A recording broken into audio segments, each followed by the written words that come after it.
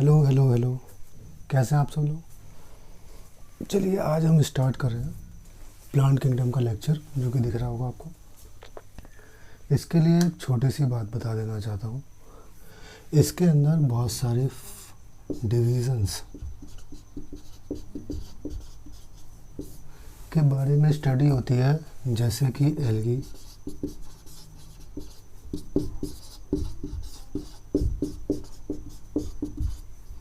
Gym, bryophyte, pteridophyte, gymnosperms और angiosperms. इस chapter के अंदर इस सारे डिविजन्स के बारे में क्वेश्चंस आते हैं, लेकिन इसका क्वेश्चन करना थोड़ा सा टिपिकल रह जाता है, थोड़ा सा मुश्किल रह जाता है। वो इसलिए रहता है क्योंकि यहाँ पे एल्गी के कुछ एग्जाम्पल्स होंगे। यहाँ पे कुछ एग्जाम्पल्स होंगे, जैसे आपके पास कोई क्वेश्चन आएगा, जैसे which of this are tracheophytes, which of this are tracheophytes, जिसके अंदर अगर आपके पास ऑप्शन हो सकते हैं, जैसे यहाँ पे लिखा है कारा, यहाँ पे लिखा है साइलोटम, यहाँ पे लिखा है साइकस, और यहाँ पे आपका लिखा है क्लेमाइडोमोनास।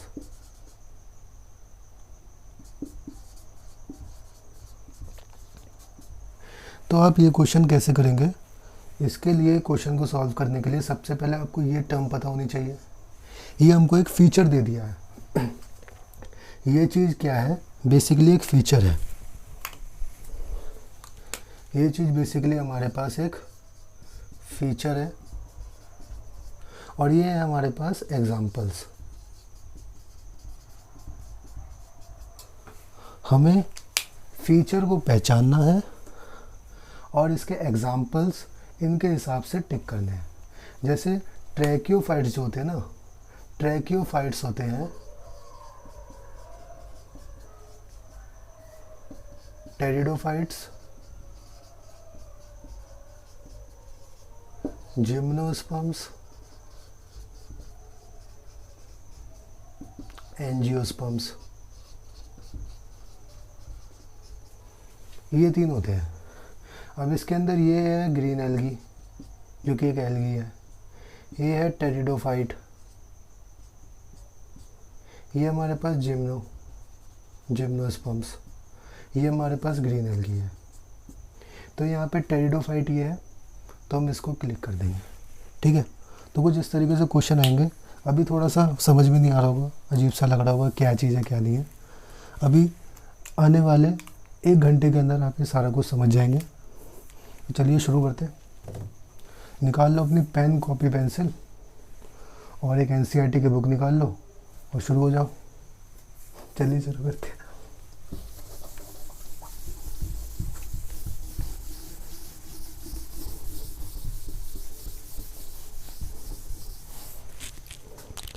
तो आपने एक बहुत बड़े साइंटिस्ट का नाम सुना होगा, जिसका नाम है आर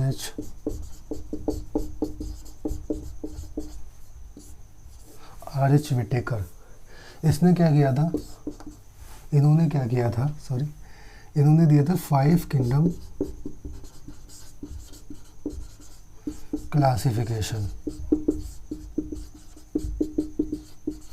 इन्होंने हमको एक 5 किंगडम क्लासिफिकेशन दिया था, जो कि एक बार हम रिवाइज कर लेते हैं। क्या था 5 किंगडम क्लासिफिकेशन में? और कुछ तो नहीं था, बस कुछ 5 किंगडम बता दिए थे। एक इधर ले लेते हैं। क्या था? एक तो हमारे को मोनेरा दिया था, एक हमारे को दिया था प्रोटिस्टा, एक हमारे को दिया था फंजाई, एक हमको दिया था प्लांटे, एक हमको दिया था एनिमेलिया। तो इसमें हम एक बात देखेंगे कि मोनेरा, प्रोटिस्टा, फंजाई, ये तीनों के तीनों आप पढ़ते हो बायोलॉजिकल क्लासिफिकेशन में।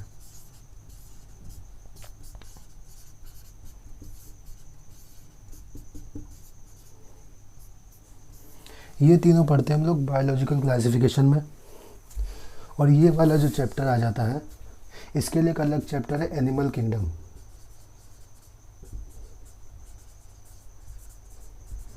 इसके लिए एक अलग चैप्टर है एनिमल किंगडम।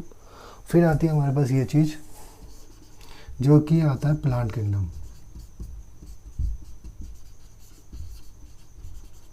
बेसिकली आज की डेट में हम इसी को पढ़ेंगे,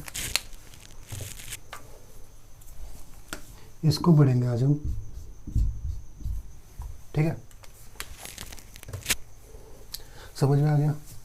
R.H. विटेकर एक साइंटिस्ट है जिन्होंने 5 किंगडम क्लासिफिकेशन दिया था, जिसके अंतर्गत Monera, protista, fungi, Plantae, Animalia आता है, जिसमें से ये जो 3 ग्रुप हैं मोनेरा, प्रोटिस्टा, फंजाई, इसको हम पढ़ेंगे बायोलॉजिकल क्लासिफिकेशन में, ठीक है जी।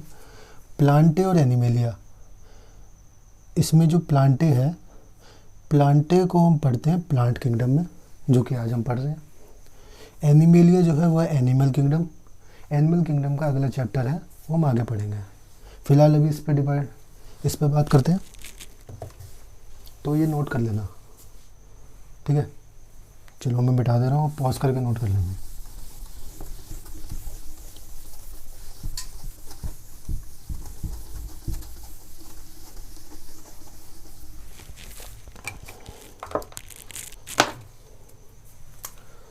तो सबसे पहली चीज़ आ जाती है एनसीईआरटी का। जब आप पहला वाला पेज खोलेंगे, इस चैप्टर का फर्स्ट पेज जब आप खोलेंगे, तो आपको कुछ दिखेगा यहाँ पे सिस्टम ऑफ क्लासिफिकेशन के बारे में कुछ बात करी गई है। आइए इसके बारे में समझाता हूँ। क्या बताया है,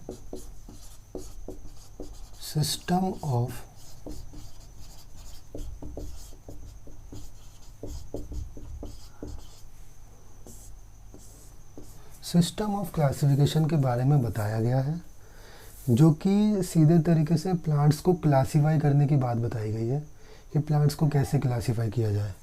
तो इन्होंने सबसे पहला बताया है आर्टिफिशियल सिस्टम।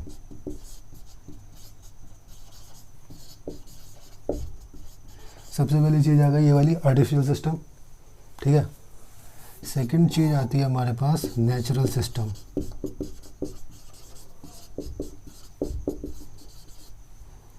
तीसरी चीज़ आ जाती है हमारे पास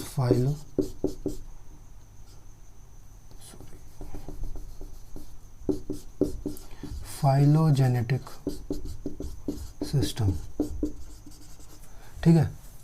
तो ये कुछ 3 तरीके से क्लासिफिकेशन हुई, जिसमें बहुत सारे साइंटिस्ट आए जिन्होंने अपने अलग अलग तरीके से क्लासीफाई किया।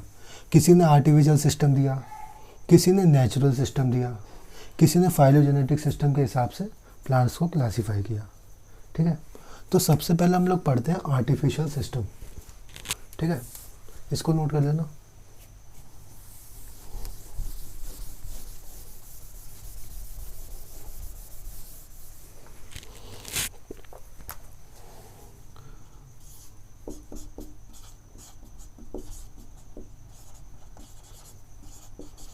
Artificial system of classification.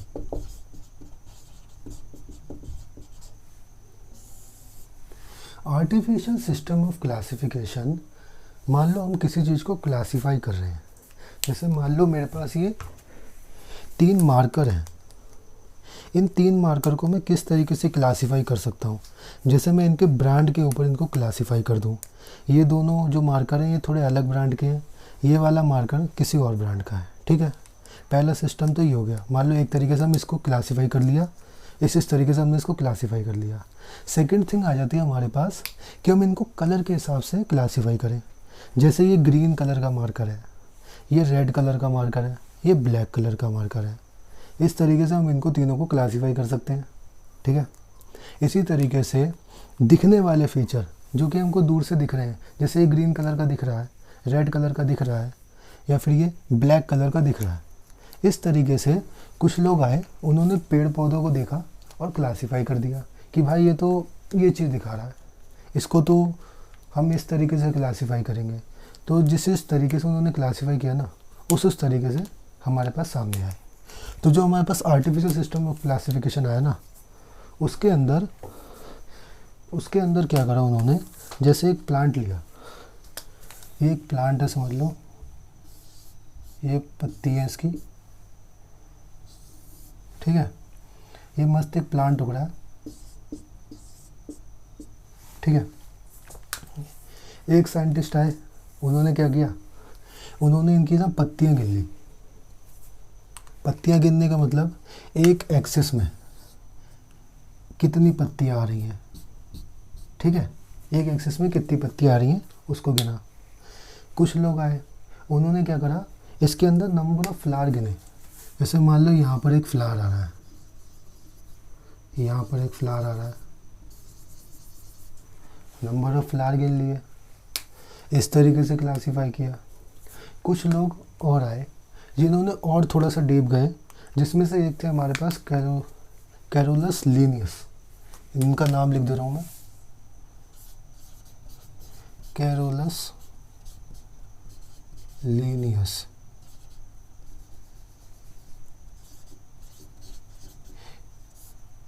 ठीक है, स्पेलिंग देख लेना, याद कर लेना, ठीक है। तो कैरोलस लीनियस जो है ना, उन्होंने क्या करा, उन्होंने अपने तरीके से क्लासीफाई किया। और फिर हमारे पास एक साइंटिस्ट थे एरिस्टोटल, उन्होंने भी इसी से कुछ क्लासीफाई किया। तो सबसे पहले हम बात करते हैं ये आर्टिफिशियल सिस्टम ऑफ क्लासिफिकेशन के कुछ 2 या 3 पॉइंट्स के बारे में, ठीक है। इसको मिटा दे रहा हूँ मैं। तो पहला पॉइंट ये था, it is based on one और सम फ्यू, यानी एक कोई कैरेक्टर ले लिया या एक से ज़्यादा ले लिए। वैसे एक ही लिया था, मैक्सिमम टाइम आपको एक ही दिखेगा, एक ही गिन लो आप, ज़्यादा फ्यू पे आओ नहीं। Based on one morphological characters, morphological characters के बेस पे इसको क्लासिफाई किया गया, ठीक है। तो सेकंड थिंग इसमें आती है कि ये जो इसमें कौन कौन से साइंटिस्ट ने काम किया। साइंटिस्ट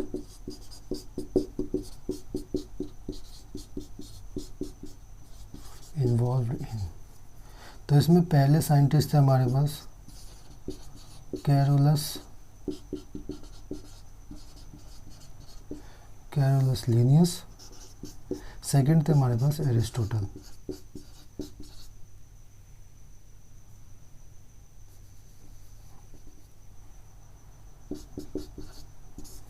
ये 2 साइंटिस्ट आ रहे थे हमारे पास, इन्होंने ऐसे ऐसे करके इसमें काम किया। तो सबसे पहले जो हमारे पास कैरोलस लीनियस है ना, इनके बारे में थोड़ी सी बात करते हैं।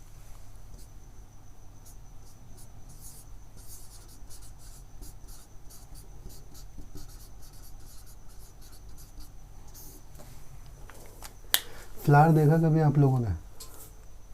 फ्लावर को देखा होगा, एक तो कुछ ऐसा पार्ट होता है,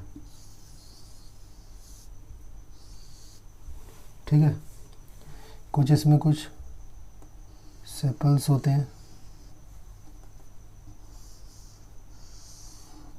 ठीक है, यहाँ पर एक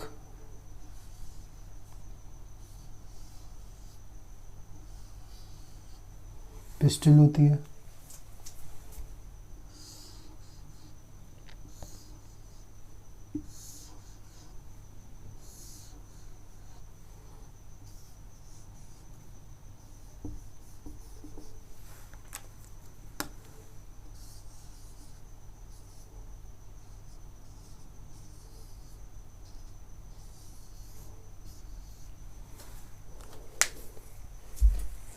ये हमारे पास थैलेमस होता है, ये हमारे पास थैलेमस है, ये सेपल है, ये पेटल है, ठीक है।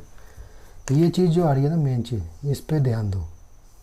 ये जो चीज़ आ रही है ना, इसको हम कहते हैं स्टेमन। कैसे दिखता है? ये चीज़ को हम कहते हैं एंथर, ये होता है फिलामेंट। ठीक है, अब इस चीज़ को कंबाइनली हम कह देते हैं स्टेमन।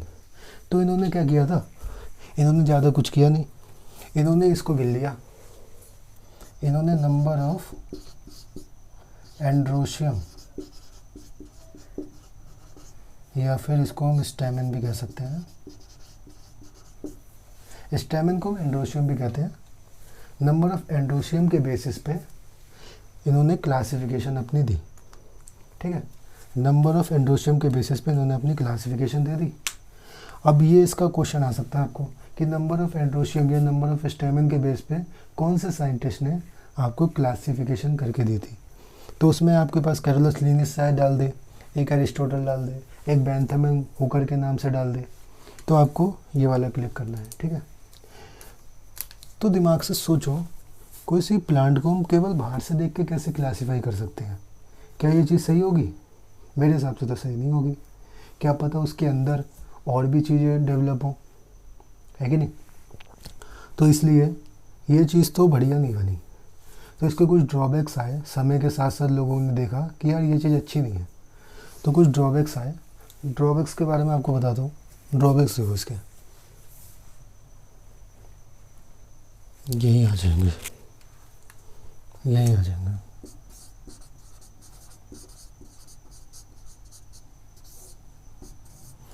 एक तो ड्रॉबैक था कि वेरी फ्यू,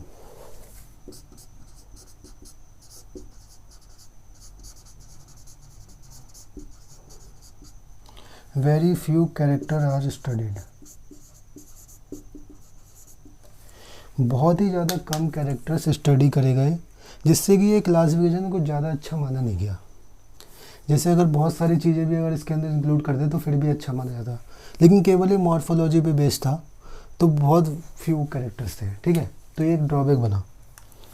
सेकंड ड्रॉबैक इसका आता है, सेकंड ड्रॉबैक इसका आता है कि इन्होंने इक्वल वेटेज दे दी।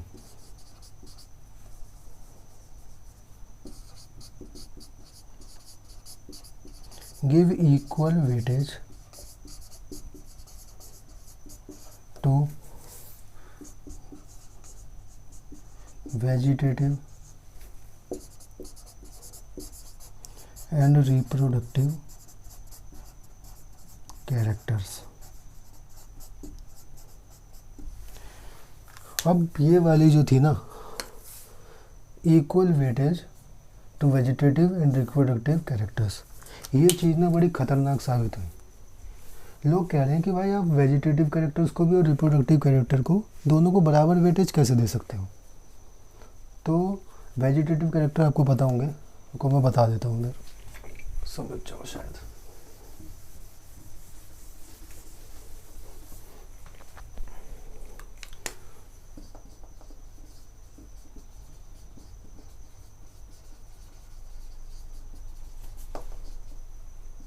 थोड़ी राइटिंग देख लेना यार, ठीक है। तो वेजिटेटिव कैरेक्टर्स कैसे होते हैं? जैसे कि स्टेम,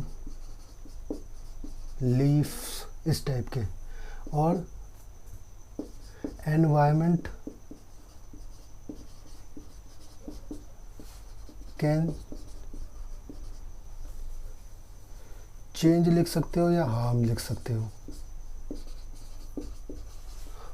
एनवायरनमेंट कैन चेंज या हार्म टू वेजिटेटिव कैरेक्टर्स।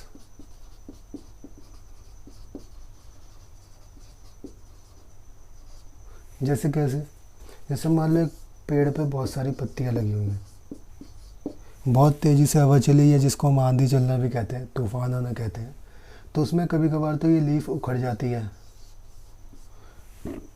कभी कभार तो ये लीफ उखड़ जाती है। कभी कभार क्या होता है, कुछ ज़्यादा तेज़ का तूफान आ जाता है कि भाई पूरा का पूरा पेड़ ही पौधा ही उखड़ जाता है।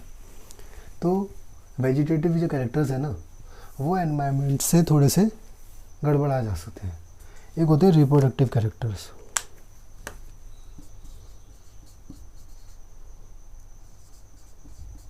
रिप्रोडक्टिव, ठीक है। इसके अंदर हमारे पास आते हैं जैसे कि फ्रूट, सीड, फ्लावर, ये सब आते हैं इसके अंदर, फ्रूट, सीड एंड फ्लावर इस टाइप के आते हैं। लेकिन ये जो है ना एनवायरनमेंट से कोई हार्म नहीं होता इनको।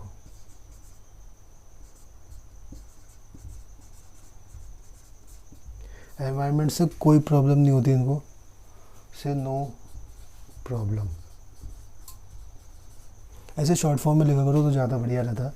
शॉर्ट फॉर्म में नोट्स बड़े अच्छे बनते हैं क्योंकि हमको ज़्यादा चीज़ें याद आने लग जाती हैं तो ज़्यादा अच्छा रहता है। ठीक है, तो इसके ड्रॉबैक्स क्या हुए? वेरी फ्यू कैरेक्टर स्टडीज़, बहुत ज़्यादा कम कैरेक्टर स्टडी करे गए। इक्वल वेटेज दे दी गई वेजिटेटिव एंड रिप्रोडक्टिव कैरेक्टर्स को। वेजिटेटिव कैरेक्टर्स क्या होते हैं? स्टेम, लीफ, जो कि एनवायरनमेंट से बहुत जल्दी हिल जाते हैं। रिप्रोडक्टिव कैरेक्टर कैसे होते हैं? फ्रूट, सीड एंड फ्लावर, क्योंकि एनवायरनमेंट से इनको कोई ज़्यादा दिक्कत नहीं पड़ती, कोई प्रॉब्लम नहीं होती। ठीक है, तो ये कुछ पहला पन्ना है एनसीईआरटी की बुक का जो आपके सामने है। अब सेकंड आता है क्लासिफिकेशन, जिसको हम कहते हैं natural system of classification. Natural system of classification में क्या होता था? तो थोड़ा ना नेचुरल सा लगता था क्लासिफिकेशन। और इसके अंदर एक और आप लिख सकते हो, एक और लिखवा देता हूँ। इसमें पता क्या हुआ, कुछ बहुत ज़्यादा जो क्लोज रिलेटेड थे ना वो भी सेपरेट हो गए। सम क्लोजली रिलेटेड प्लांट्स सेपरेट हो गए, सेपरेट आउट। ठीक है, कुछ जो क्लोज रिलेटेड भी थे ना वो भी सेपरेट आउट हो गए। ठीक है जी, तो ये आप लिख लो एक बार, 5 तक गिन रहा हूँ, पॉज करके लिख लेना। 1 2 3 4 5।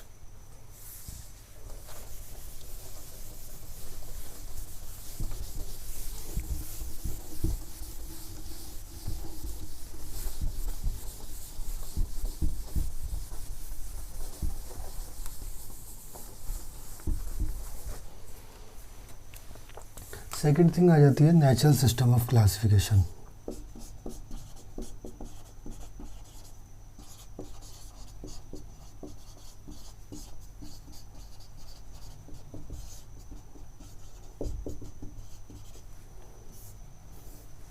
नेचुरल सिस्टम ऑफ क्लासिफिकेशन में मॉर्फोलॉजी तो ली ही थी, उसके साथ साथ थोड़ी चीज़ें और ले ली। जैसे कि देखो, based on morphology plus anatomy ले ली।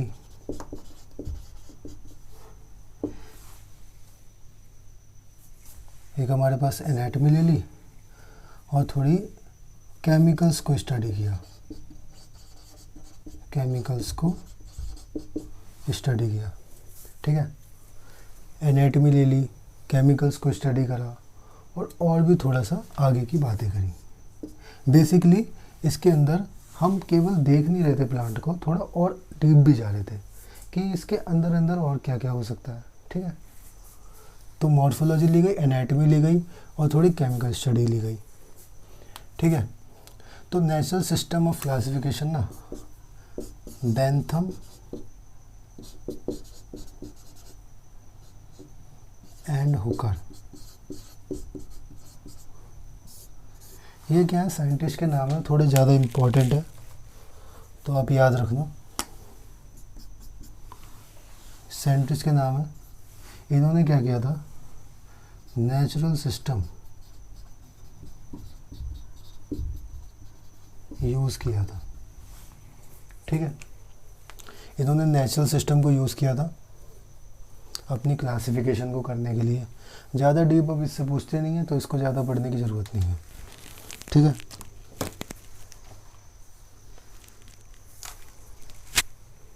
ठीक है, बेस्ड ऑन मॉर्फोलॉजी, एनाटॉमी और chemical study, Bentham and Hooker और नेचुरल सिस्टम ने इसको यूज़ किया था। ठीक है, अब इसके थोड़े एक बहुत ही ज़्यादा इम्पोर्टेंट पॉइंट है जिसमें आप 50 रंग से अपने स्टार लगा लो।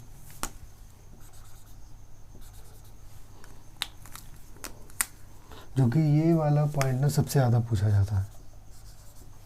ठीक है, क्या था ये पॉइंट कि this system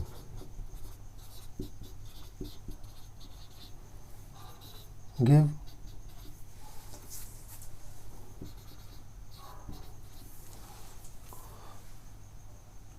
more weightage, this system give more weightage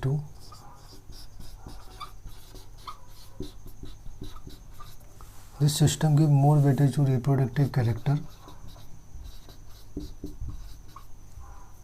as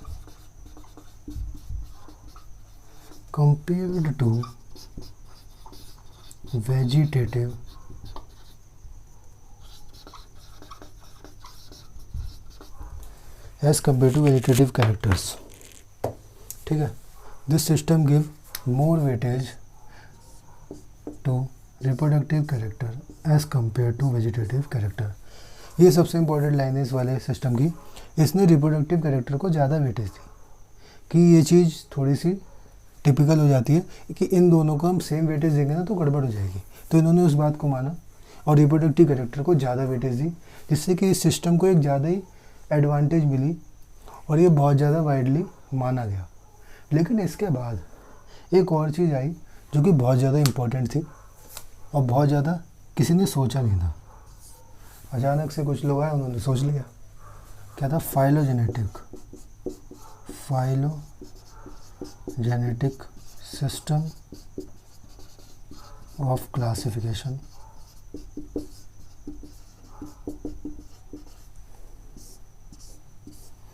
phylogenetic system of classification को लोगों ने चुना। अभी फाइलोजेनेटिक सिस्टम ऑफ क्लासिफिकेशन का मतलब क्या है?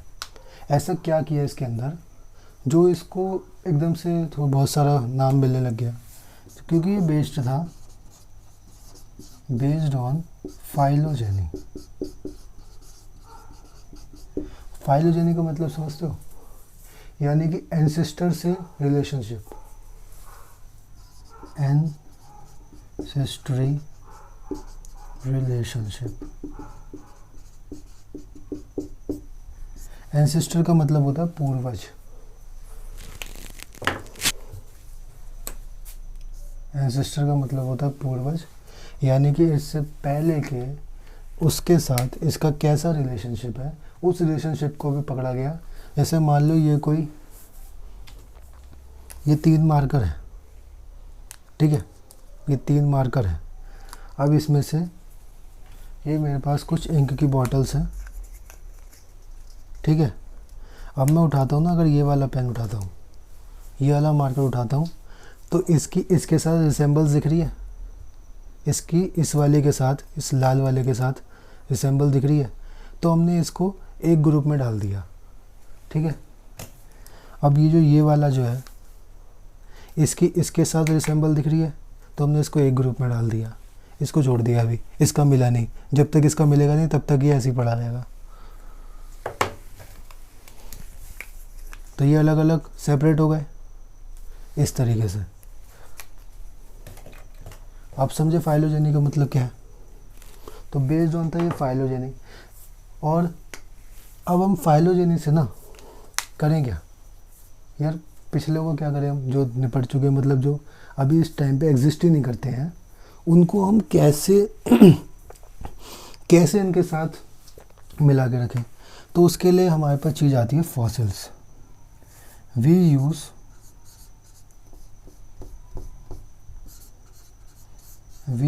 fossils in this classification। हमने यहाँ पे क्या करें? फॉसिल्स को यूज़ किया क्लासिफिकेशन के अंदर। फॉसिल तो आप समझते होंगे, आपने कई बार देखे होंगे, वो पत्थर के ऊपर ढांचे से आ जाते हैं जिसमें शक्ल वगैरह पता चल जाती है। तो we use fossils in the classification में हमने फॉसिल यूज़ करे। लेकिन यार हर चीज़ के फॉसिल थोड़ा ना मिल जाते हैं। जैसे सोचो, इसका फॉसिल मिल गया, इस वाले का भी फॉसिल मिल गया, लेकिन इसका तो नहीं मिला। इसका तो नहीं मिला, अब क्या करें इसके लिए, क्या करा जाए इसके लिए सोचो। तो इसके लिए बताता हूँ अब।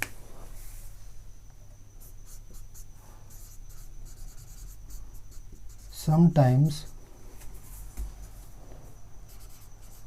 वी डोंट हैव फॉसिल्स, जब हमारे पास फॉसिल्स नहीं होते थे तो हमने कुछ और चीज़ें करी जिससे कि हम क्लासिफिकेशन कर सकें। हमने 3 चीज़ें पकड़ी। हमने कितनी चीज़ पकड़ी? 3 चीज़ें। एक तो numerical taxonomy, second thing is cytotaxonomy, and third thing is chemotaxonomy. ठीक है, मैं लिखता हूँ यहाँ पे न्यूमेरिकल टेक्सोनॉमी। यहाँ पे शायद विजिबल नहीं हो रहा होगा, एक सेकंड,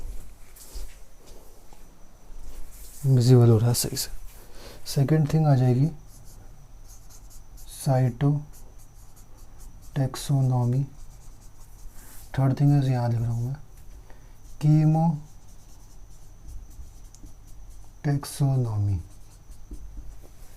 ठीक है, अब ज़रा बात करते हैं थोड़ी सी वर्बली, फिर इनको डीप समझाऊंगा। ठीक है, तो न्यूमेरिकल टेक्सोनॉमी क्या कहती है? देखो, हमने प्लांट उठाया, बस कोई प्लांट तो नहीं है, चलो इसको पकड़ा। मान लो हमारे पास ना कोई प्लांट है, ठीक है, आपके घर में तुलसी वगैरह का प्लांट होगा, तो उसको पकड़ो, उसको देखो। हमने क्या करा, कुछ लीफ की शेप को, किसी की लीफ की शेप ऐसी होती है, देखा होगा, किसी की लीफ की शेप ऐसी होती है जिसमें छोटी छोटी पत्तियां होती हैं। ठीक है, कोई लीफ ऐसी होती है, कोई लीफ ऐसी होती है जिसकी बड़ी पत्तियां होती हैं, ऐसी कांटेदार ऐसी पत्तियां होती हैं। किसी की ऐसी पत्तियां होती हैं गोल एकदम, हैं, किसी की दिल शेप की होती हैं, ऐसे पत्ती निकल रही होती है ऐसे, जैसे कि मनी प्लांट की होती है कि नहीं? पान का पत्ता भी कुछ इस टाइप का दिखता है। तो हमने हर टाइप की पत्ती को ना एक कोड दे दिया। जैसे हमने इसको दे दिया V1, इसको दे दिया V2, इसको दे दिया V3, इसको दे दिया V4। ठीक है, और क्या करा, कंप्यूटर बनाया, कंप्यूटर के अंदर एक प्रोग्राम बनाया। ठीक है, ये लैपटॉप समझ लो,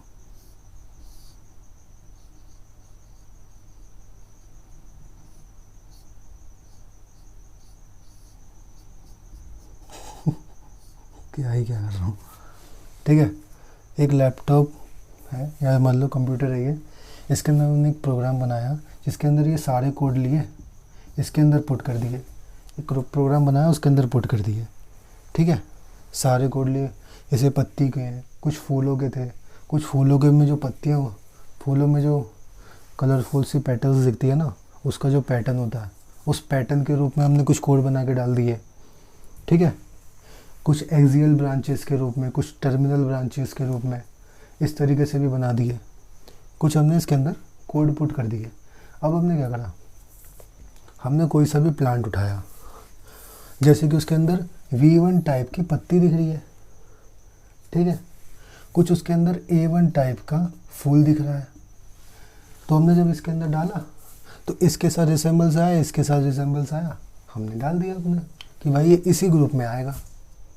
ठीक है, ये आएगा इसी ग्रुप में। तो ये तो आ गई न्यूमेरिकल टेक्सोनॉमी। सेकंड थी साइटोटेक्सोनॉमी। साइटोटेक्सोनॉमी में हम थोड़े से और डीप चले गए।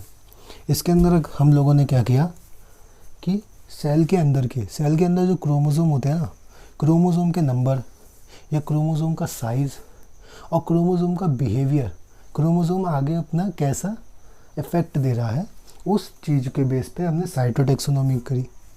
देन आया हमारे पास कीमोटेक्सोनॉमी। प्लांट के अंदर बहुत सारे केमिकल्स होते हैं। जैसे आपने कुछ प्लांट के अंदर देखा होगा, जब हम उनकी पत्ती तोड़ देते हैं तो कोई वाइट सा सब्सटेंस निकलता है। बचपन में हम लोग उससे पतंग वगैरह जोड़ लिया करते थे, याद है? तो वो जो वाइट सा सब्सटेंस निकलता है ना, वो भी एक केमिकल है। ठीक है, अब उस केमिकल को हमने, उसके अंदर जो केमिकल है, एक टाइप का केमिकल तो होगा नहीं, बहुत सारे प्लांट्स में अलग अलग टाइप के केमिकल होंगे और हर प्लांट में केमिकल्स होते हैं। तो हमने एक बनाई कीमोटेक्सोनॉमी, जो कि उस तरीके से हमको रिलेट करवाएगी। ठीक है, तो इसको नोट करो, आगे बढ़ते हैं। 1 2 3 4 5।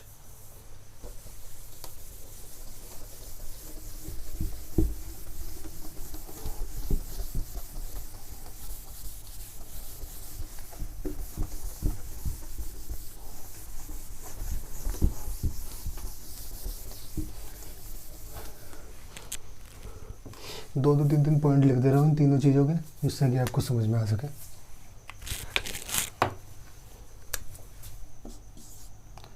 Numerical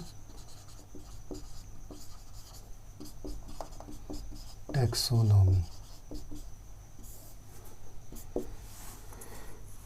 here we use codes for several characters, ठीक है, and this codes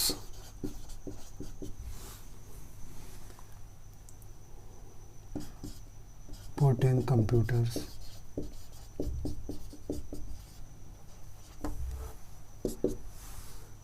ये बात है। प्लांट को वेरीफाई करना है, प्लांट को वेरीफाई करेंगे। प्लांट को वेरीफाई कैसे करेंगे? उसके पत्ती देखेंगे या फिर उसके जितनी भी चीज़ें जो भी कैरेक्टर उसको देखेंगे, इसके अंदर पुट करेंगे तो हमारे पास इसकी रिसेम्बल्स आ जाएगी कि ये किससे बिलोंग्स करता है, ठीक है। सेकंड थिंग इज हमारे पास साइटोटैक्सोनॉमी।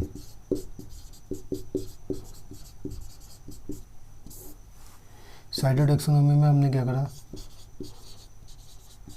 क्रोमोसोम नंबर,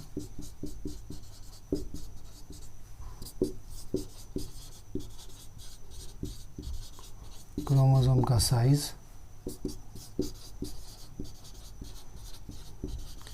क्रोमोसोम का बिहेवियर, इन चीज़ों को स्टडी किया। थर्ड थिंग आ जाती है हमारे पास कीमोटैक्सोनॉमी।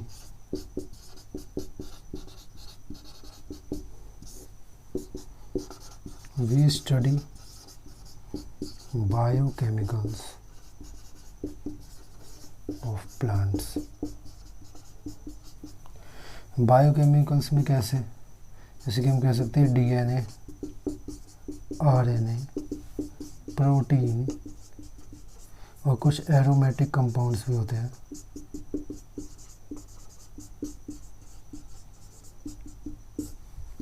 ठीक है, नोट कर लो इसको, समझा तो चुका हूँ यार मैं।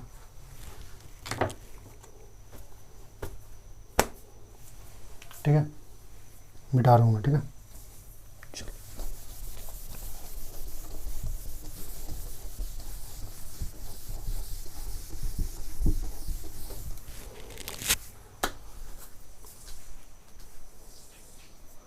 अब आपको क्या करना है इसके अंदर, अब आती है सबसे इम्पोर्टेंट चीज़। आपको एनसीईआरटी खोलनी है, शुरुआत के 2 पेजेस को बहुत बढ़िया तरीके से पढ़ लेना है, वो सारा कुछ यही लिखा हुआ है, ठीक है। बहुत अच्छे से पढ़ना है यार, कोई ऐसी वैसी हरकत नहीं करनी कि फटाटे से पढ़ लिया बात ख़त्म। 2 से 3 रीडिंग करनी है, बहुत बढ़िया, ठीक है। अब आती है असली चीज़, ये तो हमने क्लासिफिकेशन की चीज़ पढ़ ली। अब मेन प्लांट किंगडम स्टार्ट होगा। अब मेन प्लांट किंगडम पता क्या कहता है, अब जैसे मैंने अभी आपको ट्रैकियोफाइटा बताया था, ऐसे बहुत सारे होते हैं, जैसे एम्ब्रियोफाइटा, क्रिप्टोगेमी, फेनरोगेमी, ठीक है। अब इन सब चीज़ को ना हम बताते हैं कि ये सब कैरेक्टर है क्या, ठीक है। उसके बाद मैं बता दूंगा आपको इसके एग्जांपल्स, ठीक है। पहले बात तो कैरेक्टर बता रहा हूँ, उसके बाद मैं इसको एग्जांपल बताऊंगा, उसके बाद हम उस टाइप के 2-4 क्वेश्चन भी करेंगे, ठीक है।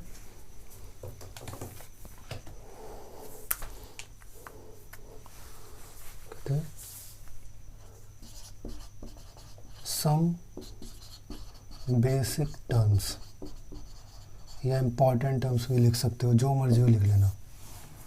फर्स्ट थिंग आ जाती है क्रिप्टोगेमी।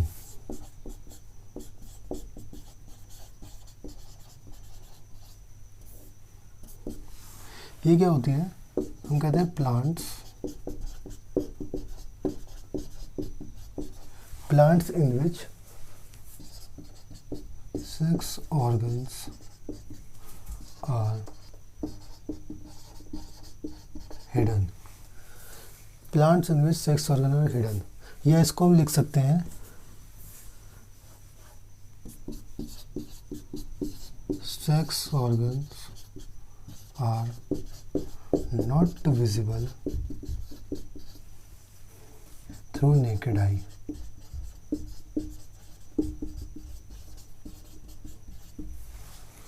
सेक्स ऑर्गन नेकेड आई से नहीं देखे जाते। अच्छा, अब एक टर्म है यार नेकेड आई, कुछ लोग समझते नहीं है इसको क्या चीज़ है ये। नेकेड आई का मतलब ये है, आपने नॉर्मल आंखों से देख रहे हो तो आपको नहीं दिखेगा, लेकिन अगर आप वो माइक्रोस्कोप वगैरह लगा लेते हो यानी लेंस आगे लगा लेते हो तो शायद एक बार को आप देख लो, ठीक है। तो वो चीज़ है ये, माइक्रोस्कोप से देख सकते हो वैसे नहीं देख सकते, ये चीज़ होती है ये, ठीक है। तो इसके कुछ, इसके अंदर कौन कौन से आ जाते हैं, क्रिप्टोगेमी के अंदर हमारे पास आ जाती है एल्गी,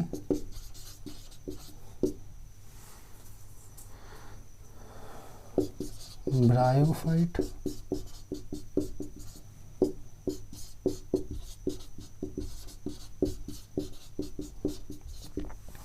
एल्गी आ जाता है, ब्रायोफाइट आ जाता है, टेरिडोफाइट आ जाता है, ठीक है। अब आ जाती है दूसरा पॉइंट, फेनेरोगेमी। यहाँ क्या है, वो plants in which sex organs are exposed, ऐसे प्लांट्स जिसके अंदर सेक्स ऑर्गन आर एक्सपोज्ड, मतलब कि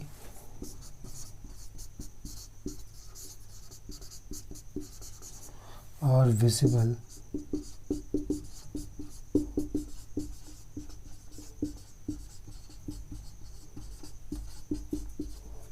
नेकेड आई से सेक्स ऑर्गन यहाँ पे दिख जाते हैं, ठीक है। इसके एग्जांपल हैं जिम्नोस्पर्म, एंजियोस्पर्म्स, ठीक है। ये दो ग्रुप आते हैं, यानी कि दो डिविजन्स आती हैं जो कि फेनेरोगेमी शो करती हैं, ठीक है। नोट कर लो यार इसको, मिटा रहा हूँ, ठीक है। पॉज कर लो, नोट कर लो।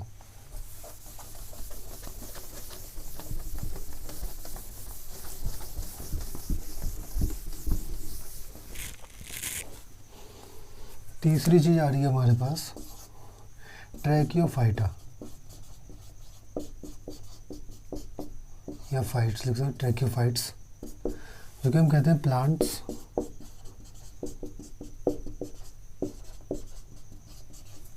इन विच वास्कुलर बंडल्स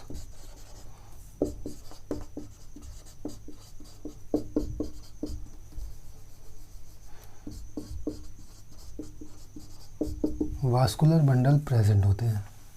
किस किस के अंदर होते हैं वास्कुलर बंडल, समझते हो? वो क्या कहते हैं उसको, xylem phloem.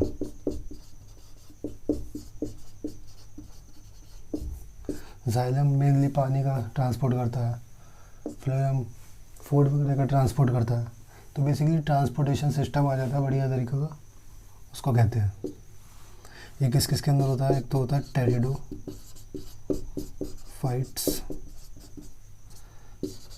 Gymnosperms,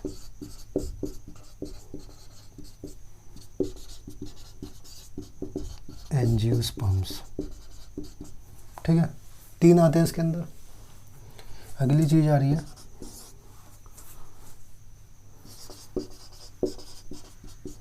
embryophytes, a plant in which embryo form, plants in which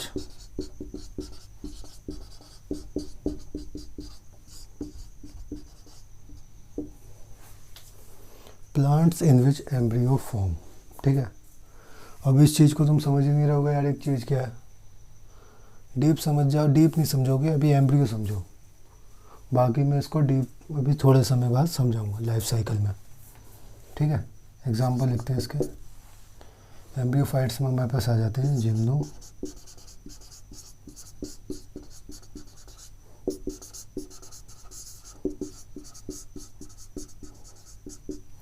gymnosperms. ठीक है, तो ये हो गई सारी बेसिक टर्म्स। थोड़ी बीच बीच में मैं पढ़ाऊँगा जो कि अभी समझाई नहीं आ सकती, बताऊँगा भी तो समझ में नहीं आएगी। ट्रैक्योफाइट समझ लो, plant in which vascular bundle present. Vascular bundle होते हैं xylem phloem. Xylem phloem basically plant के अंदर काम करते हैं ट्रांसपोर्टेशन का। ट्रांसपोर्ट में क्या क्या हो सकता है, जैसे कि पानी ट्रांसपोर्ट हो सकता है, पानी ट्रांसपोर्ट हो सकता है, मिनरल ट्रांसपोर्ट हो सकते हैं, फूड ट्रांसपोर्ट हो सकता है। तो उन सबको ट्रांसपोर्ट करने में ये हेल्प करते हैं। और ये टेरिडोफाइट से आए थे, सबसे पहले टेरिडोफाइट में आए थे, फिर हमारे पास जिम्नोस्पर्म में भी है, एंजियोस्पर्म में भी है। Second thing is embryophyte, plant in which embryo form. Embryo किस किस में दिखता है, एम्ब्रियो मतलब बनता किस किस में, जिम्नोस्पर्म्स में और एंजियोस्पर्म्स में। ठीक है, आगे बढ़ते हैं।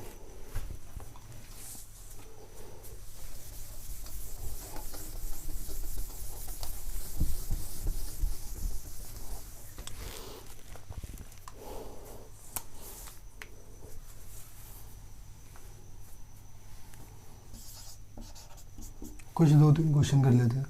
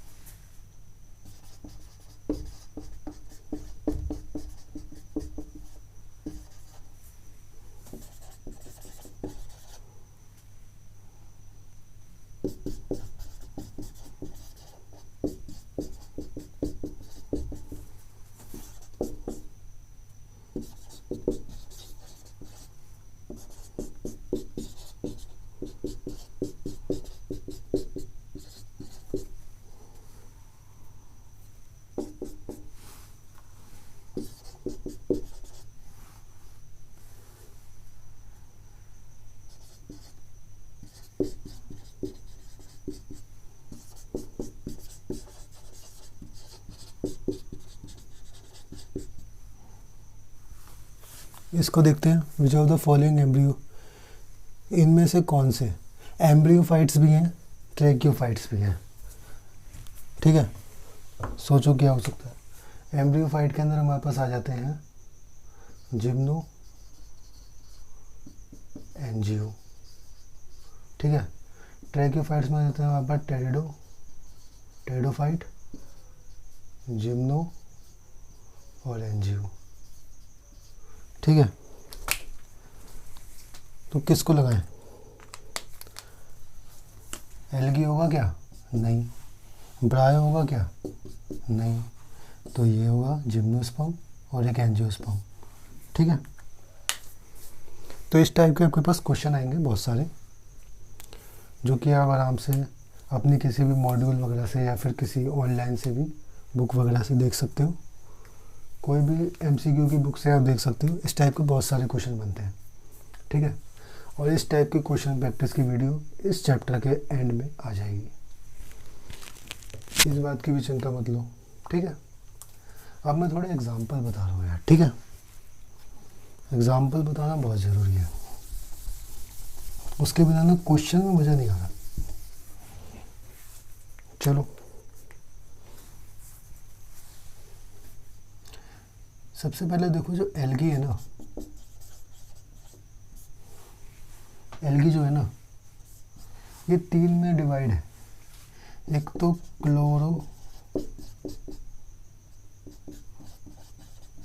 क्लोरोफाइसी है, इसको हम कहते हैं ग्रीन एल्गी।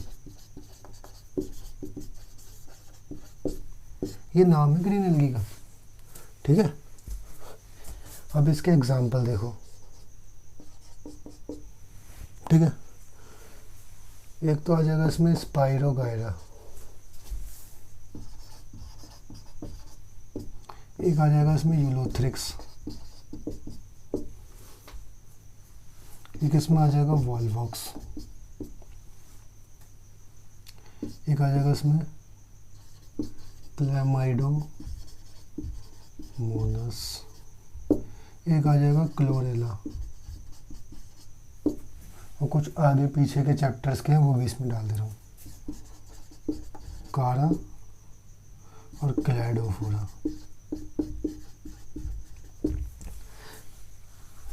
ये वाला आप पढ़ते हो 12th में, ठीक है, और ये वाला अभी आप 11th में पढ़ोगे आगे।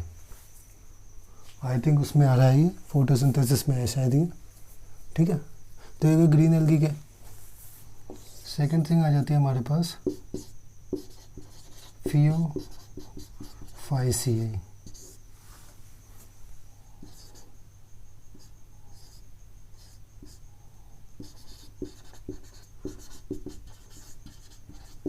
ये होती है ब्राउन एल्गी, ठीक है। इसके एग्जांपल देख लो।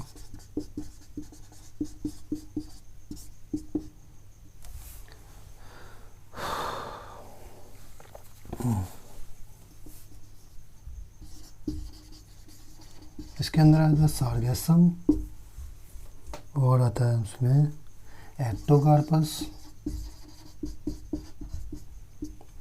और हमारे पास आ जाता है लेमिनेरिया, और आ जाता है हमारे पास फ्यूकस, और आ जाता है एक डिक्टियोटा, एक आ जाता है हमारे पास कैल्प, ठीक है। तो ये सारे एग्जाम्पल आ जाते हैं फियोफाइसियाई के, जो कि हम ब्राउन एल्गी कहते हैं, ठीक है। फिर आती है रोडोफाइसियाई,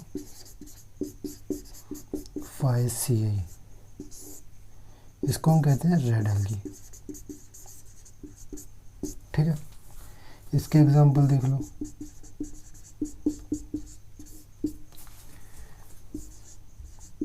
जेलिडियम, ग्रेसिलेरिया, पोरफायरा, पॉलीसल्फोनिया, ठीक है। ये एग्जाम्पल आपको याद करने हैं, नोट कर लो इसे, बिना इसको याद किए नहीं होगा, ठीक है। आगे का चैप्टर वरना बेकार हो जाएगा। पढ़ना ज़रूरी है, याद करना ज़रूरी है, सबको याद कर लो। 1 2 3 4 5 मिटा रहा हूँ।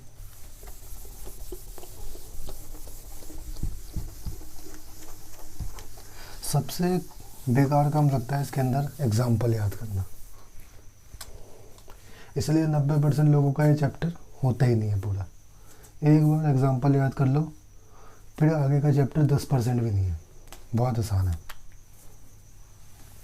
नेक्स्ट थिंग आ जाती है ब्रायोफाइट, ठीक है। इसके अंदर हमारे पास 2 चीज़ें आ जाती हैं, एक तो आ जाता है लिवरवर्ट्स, सेकंड थिंग आ जाती है हमारे पास मॉस। ब्रायोफाइट के अंदर 2 चीज़ें आती हैं, लिवरवर्ट्स और मॉस। लिवरवर्ट के एग्जाम्पल है मार्केंशिया, मॉस के अलग अलग एग्जाम्पल है।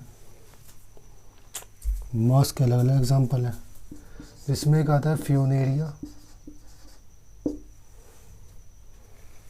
एक आता है पॉलीट्राइकम,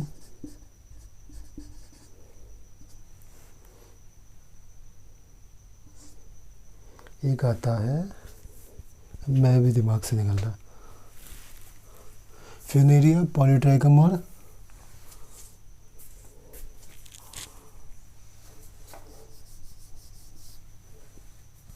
एक सेकेंड,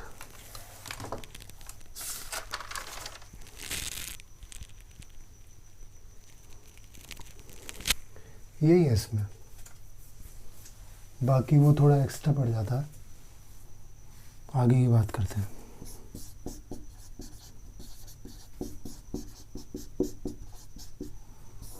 मेन चीज़ आ जाती है इसके एग्जाम्पल, ये याद नहीं होता भाई, बहुत दिक्कत होती है। कम से कम 10 बार में याद होंगे, लेकिन घबराना नहीं, ठीक है। सबसे पहले आ जाता है इसके अंदर क्लासेस है आगे कि सबसे पहले तो एक ले लो साइलोप्सिडा, इसके अंदर आ जाता है साइलोटम, ये पी साइलेंट होता है इसमें, ठीक है। एक होता है स्फेनोप्सिडा, इसका एग्जाम्पल होता है इक्विसिटम।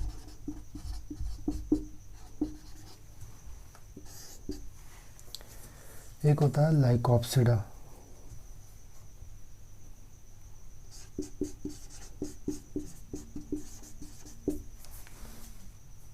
इसके अंदर आ जाता है हमारे पास लाइकोपोडियम, और आ जाता है हमारे पास सेलाजिनेला, ठीक है। एक आ जाता है टेरोप्सिडा, इसके अंदर आ जाता है हमारे पास टेरिस, ड्रायोप्टेरिस। तीसरा आ जाता है एडियंटम, एक आ जाता है एजोला, एक आ जाता है ऑफियोग्लॉसम,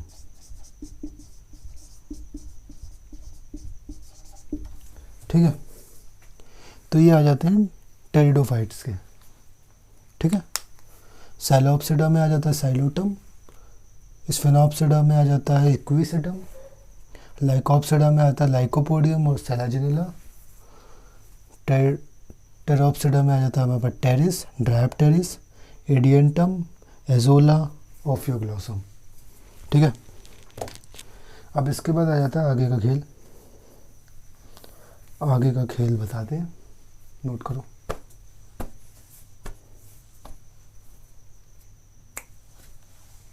बता रहा हूँ।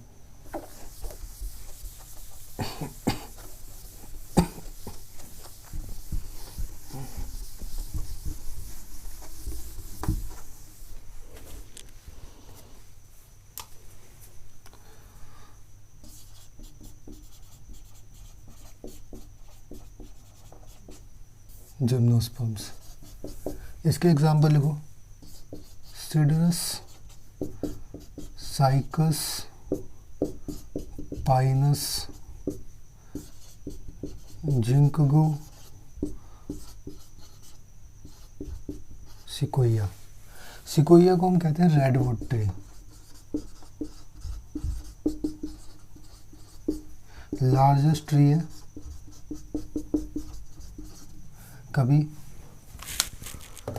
कभी भी क्वेश्चन में पूछ सकता है, बहुत इम्पोर्टेंट है,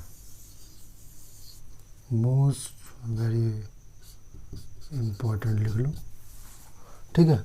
और एंजियोस्पर्म के याद करने की ज़रूरत नहीं है, वही आपके सामने आम का पेड़, नीम का पेड़, केले का पेड़,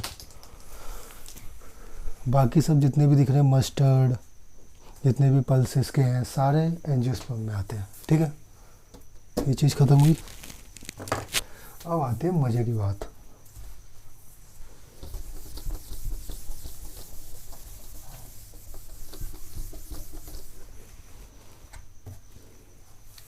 अब आ रहे हैं कुछ क्वेश्चंस। हमारे पास आ जाता है ट्रैकियोफाइट बताओ।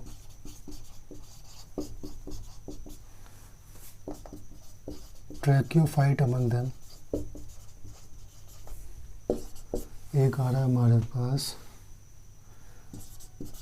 एजोला, भी आ रहा है हमारे पास क्लैमाइडोमोनास, एक आ रहा है हमारे पास ग्रेसिलेरिया, एक आ रहा है हमारे पास मार्केंशिया, ठीक है। एक क्वेश्चन ही हो गया। दूसरा, हमें बताओ एम्ब्रियोफाइट बताओ।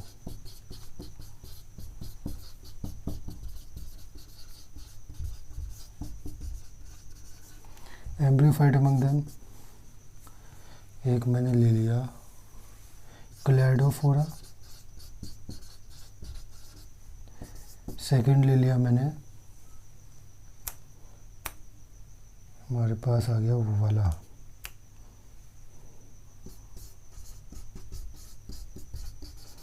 साइलोटम। सी आ गया मेरे पास, आ गया पोरफायरा। डी आ गया मेरे पास साइकस। ठीक है, ये दो हो गए। क्वेश्चन नंबर तीसरा आ जाएगा हमारे पास क्रिप्टोगेमी अमंग देम। पहला आ गया हमारे पास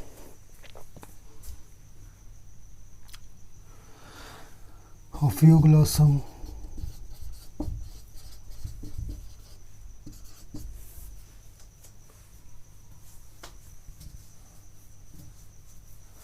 देन आ गया हमारे पास साइकस। सी आ गया हमारे पास नीम। डी आ गया मेरे पास मैंगो। इन तीन को करते हैं। ट्रैक्योफाइट कौन कौन से आ जाते हैं? हमारे पास टेरिडो आ जाता है, प्लस जिम्नो आ जाता है, प्लस में एनजीओ आ जाता है। एजोला क्या है? टेरिडो है। ये है क्या है? एल्गी है। ग्रेसिलेरिया रेड एल्गी है। मार्केंशिया ब्रायोफाइट है। तो ये हमारा आंसर आ गया। पहले हो गया। एम्ब्रियोफाइट की बात करते हैं। एम्ब्रियोफाइट में जिम्नो आ जाएगा और एनजीओ आ जाएगा। ये एल्गी है। साइलोटम टेरिडोफाइट है। पोरफायरा एल्गी है। साइकस जिम्नो है। तो ये आ जाएगा। ठीक है, क्रिप्टोगेमी की बात करते हैं। क्रिप्टोगेमी में कौन कौन से आ जाएंगे? एक एल्गी आ जाएगा, एक ब्रायो आ जाएगा और एक टेरिडो आ जाएगा। ठीक है, ओफियोग्लोसम क्या है? टेरिडो है। साइकस क्या है हमारे पास? जिम्नो है। ये क्या है? एनजीओ। मैंगो भी एनजीओ। तो ओफियोग्लोसम आ जाएगा। क्या ये क्वेश्चन बन रहे थे? आंसर भी कमेंट में आंसर करो। क्या ये क्वेश्चन बन रहे थे? कोई दिक्कत तो नहीं हो रही थी क्वेश्चन बनने में? अगर हो रही थी तो सारे के सारे एग्जाम्पल याद करो, वरना नहीं होगा। ठीक है, आगे बढ़ रहा हूँ। ठीक है,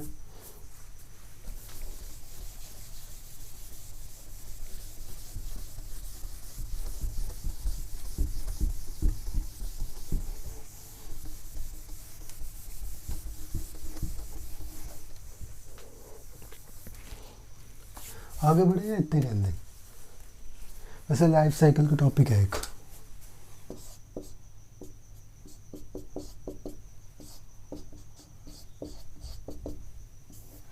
इतना ही रहने दें आज।